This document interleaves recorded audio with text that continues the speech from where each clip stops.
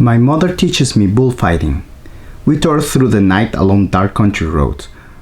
Wind slammed against the Camaro. Rain splashed the windshield. I didn't know how my mom could see anything, but she kept her foot on the gas. Every time there was a flash of lightning, I look at Rover sitting next to me in the back seat and I wonder if I'd gone insane or if he was wearing some kind of shag carpet pants. But no, the smell was one I remember from kindergarten field trips to the petting zoo, lanolin, like from wool. The smell of a wet barnyard animal. All I could think to say was, "So, you and my mom know each other?" Grover's eye flitted to the rearview mirror. Though there were no cars behind us, not exactly, he said. "I mean, we never met in person, but she knew I was watching you." "Watching me?" "Keeping tabs on you, making sure you were okay. But I wasn't faking being your friend." He added hastily, "I am your friend." What are you exactly?" "That doesn't matter right now." "It doesn't matter?" "From the waist down, my best friend is a donkey." Grover let out a sharp, throaty blah. I heard him make that sound before, but I always assumed it was a nervous laugh. Now I realize it was more of an irritated bleat. "Goat!" he cried. "What?" "I am a goat from the waist down. You just said it didn't matter." Blah. There are satyrs who will trample you under a hoof for such an insult. "Whoa, wait, satyrs? You mean like Mr. Brunner's myths? Were those old ladies at the fruit stand a myth, Percy? Was Mrs. Dodds a myth?" "Oh, so you admit there was a Mrs. Dodds?" "Of course." "Then why?" "The less you knew, the fewer monsters you'd attract," Grover said. "Like that should be perfectly obvious. We put mist over the human's eyes. We hope you think the kindly one was a hallucination. But it was no good. You started to realize who you are." Wait a minute. What do you mean?" The weird bellowing noise rose up again somewhere behind us. Closer than before. Whatever was chasing us was still on our trail. "Percy," my mom said, "there's too much to explain and not enough time.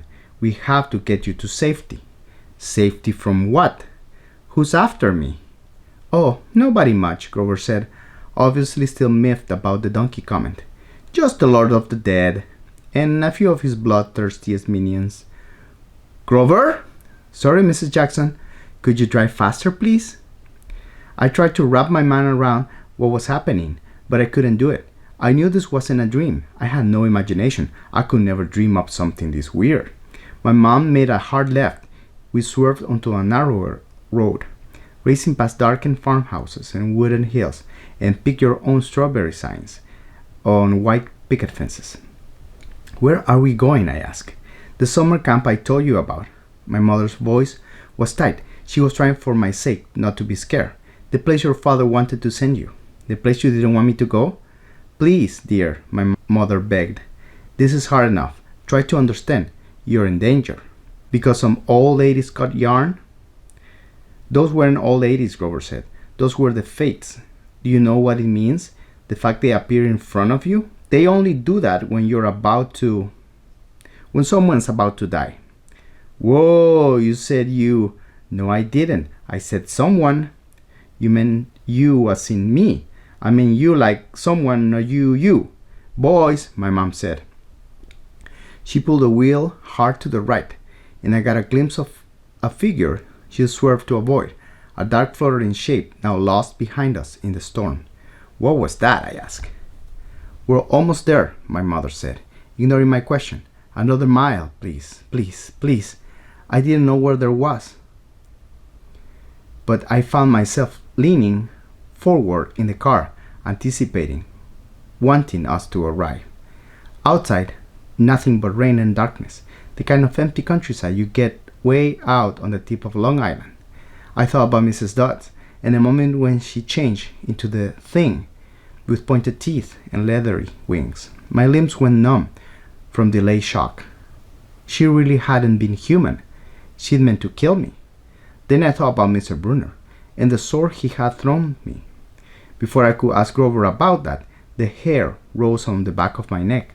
There was a blinding flash, a jaw-rattling boom, and our car exploded. I remember feeling weightless, like I was being crushed, fried, and hosed down all at the same time. I peeled my forehead off the back of the driver's seat and said, "Ow!" "Percy," my mom shouted, "I'm okay." I tried to shake off the daze. I wasn't dead. The car hadn't really exploded. We swerved into a ditch. Our driver's side doors were wedged in the mud. The roof had cracked open like an eggshell, and rain was pouring in. Lightning. That was the only explanation. We'd been blasted right off the road.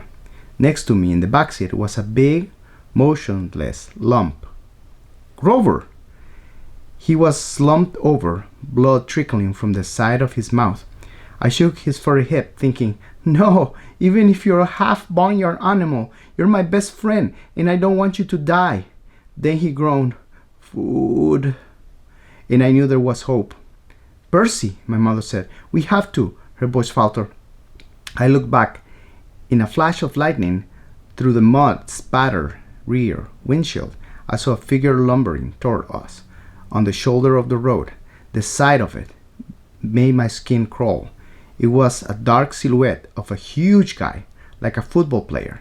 He seemed to be holding a blanket over his head. His top half was bulky and fuzzy. His upraised hands made it look like he had horns. I swallowed hard. "Who is?" "Percy," my mother said, deadly serious. "Get out of the car." My mother threw herself against the driver's side door. It was jammed shut in the mud. I tried mine, stuck too. I looked up desperately at the hole in the roof. It might be an exit, but the edges were sizzling and smoking. "Climb out the passenger side," my mother told me. "Percy, you have to run. Do you see that big tree?" "What?" Another flash of lightning, and through the smoking hole in the roof I saw the tree she meant. A huge White House Christmas tree-sized pine at the crest of the nearest hill. "That's a property line," my mom said. "Get over that hill and you'll see a big farmhouse down in the valley. Run and don't look back. Yell for help. Don't stop until you reach the door." "Mom, you're coming too." Her face was pale, her eyes as sad as when she looked at the ocean. "No," I shouted. "You are coming with me. Help me carry Grover." "Food." Grover moaned a little louder. The man with the blanket on his head kept coming toward us, making his grunting, snorting noises. As he got closer, I realized he couldn't be holding a blanket over his head because his hands, huge meaty hands, were swinging at his sides. There was no blanket, meaning the bulky, fuzzy mass that was too big to be his head was his head.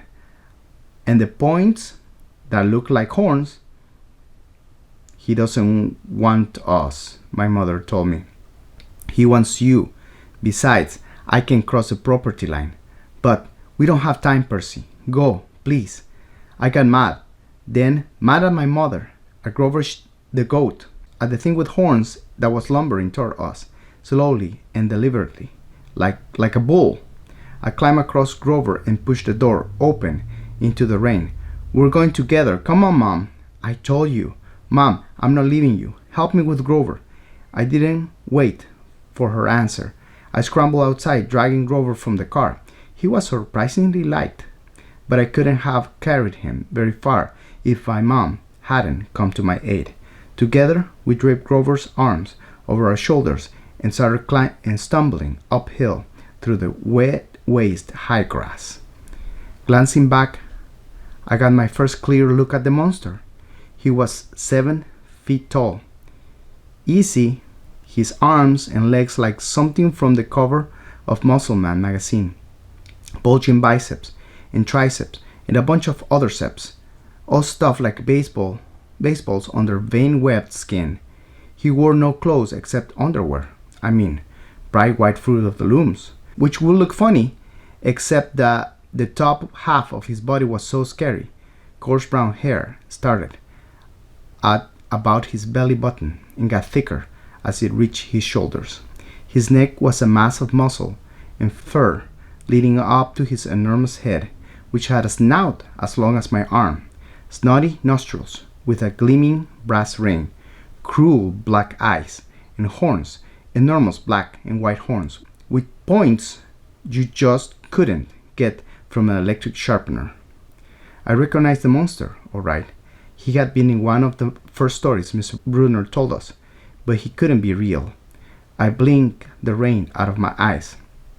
"That's Pasiphae's son," my mother said.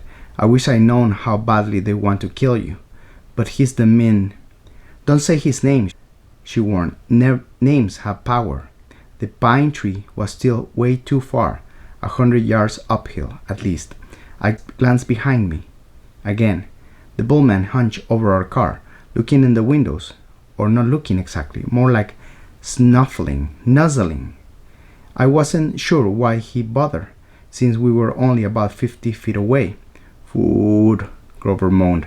"Shh," I told him. "Mom, what's he doing? Doesn't he see us?" "His sight and hearing are terrible," she said. "He goes by smell, but he'll figure out where we are soon enough." As if on cue, the Bullman bellowed in rage. He picked up Gabe's Camaro by the torn roof, the chassis creaking and groaning. He raised the car over his head and threw it down the road. It slammed into the wet asphalt and skidded in a shower of sparks for about half a mile. Coming to a stop, gas tank exploded. "Not a scratch," I remember Gabe saying. "Oops."